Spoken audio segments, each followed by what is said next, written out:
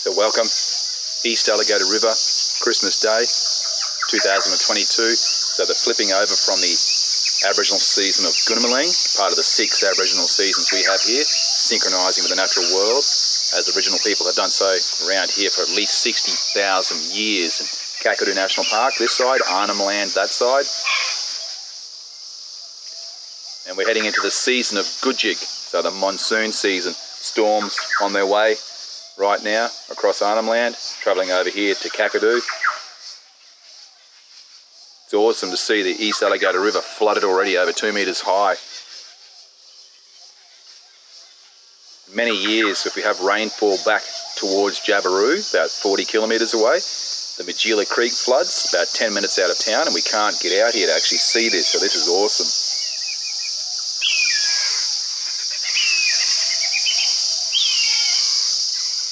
Corellas look like they're eating bush passion fruit over there, whistling kites above me here, rainbow pitters over there.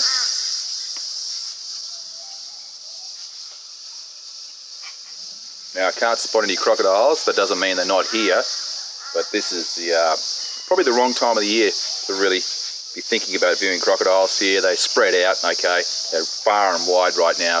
Mating season's already been on, and most likely the females will be nesting up right now.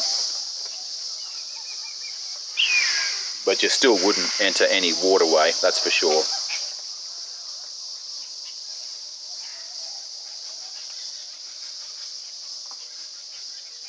The fishing, filming, being a tour guide here,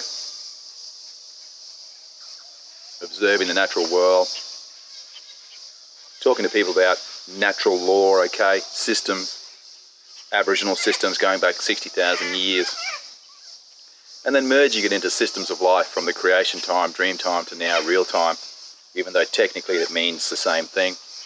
And it's really interesting. You have people from all over the world travel out here to talk, and you learn from everyone. Everyone's smarter than you in their own way, not that it's a competition.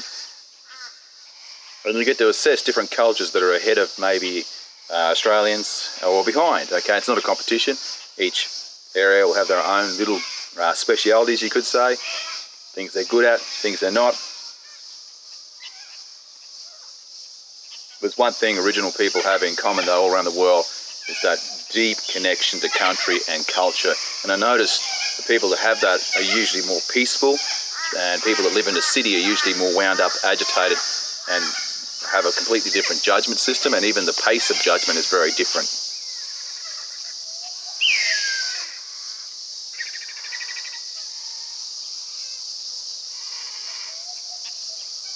So I'm just looking to see if any crocodile pops up or down, if they can hear me talking, okay?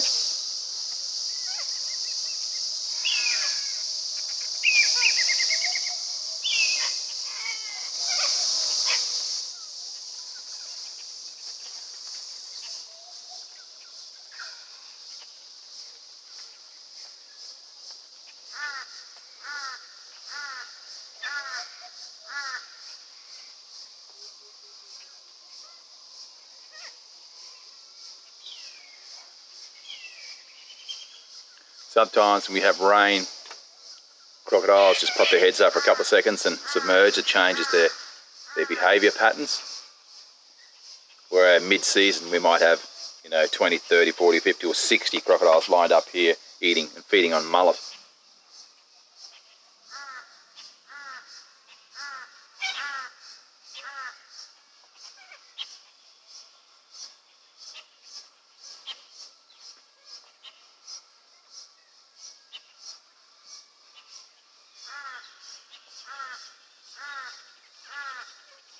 So fishing, filming, observing the natural world, predicting it to catch a fish or catch that photo means you have to know about animal behaviour, seasons, systems, okay, changes, microclimatic changes, predator-prey relationships, all right, and then you have to train a human with their strengths or weaknesses to do that.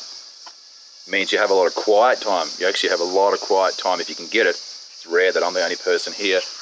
And a lot of systemisation time, a lot of thinking time.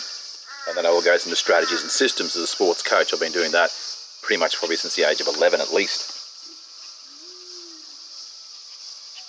And again, original people are the masters of that, okay? Hunting, gathering, systemizing. If they weren't, you didn't survive. So in the end, it's probably the first Olympics, that one, the first Olympic Games.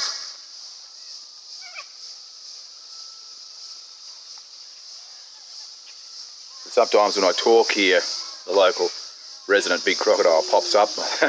I'm pretty sure he knows my voice for many years. He just lets us know he's here. Sometimes he'll blow bubbles and just stay below the surface or pop up for a look and down.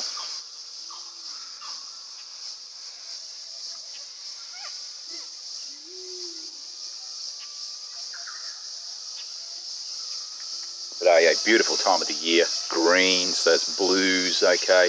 Movement, water, power, wind, storms, lightning.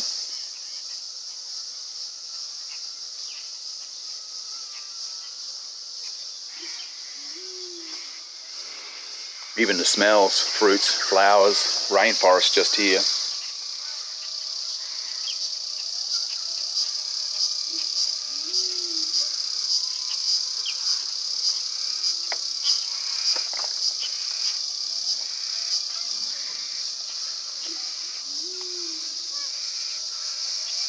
But thanks for being patient, slowly pacing this clip so I don't talk too much but absorb the natural world, try not to miss anything.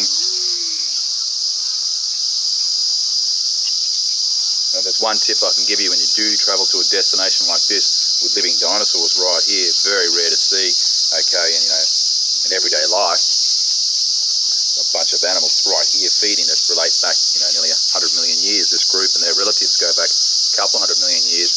Best thing to be here is quiet. Be quiet so you can actually hear them.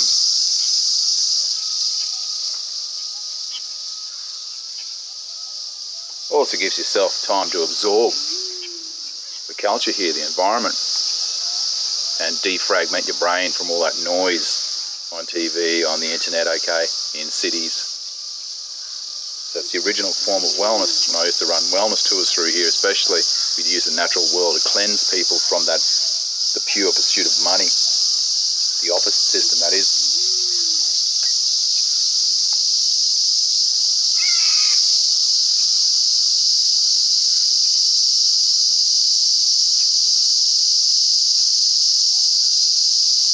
Alright, I hope you're having a good Christmas day. All the best in 2023.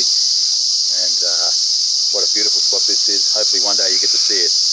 Cahill's Crossing, East Alligator River, Kakadu National Park this way,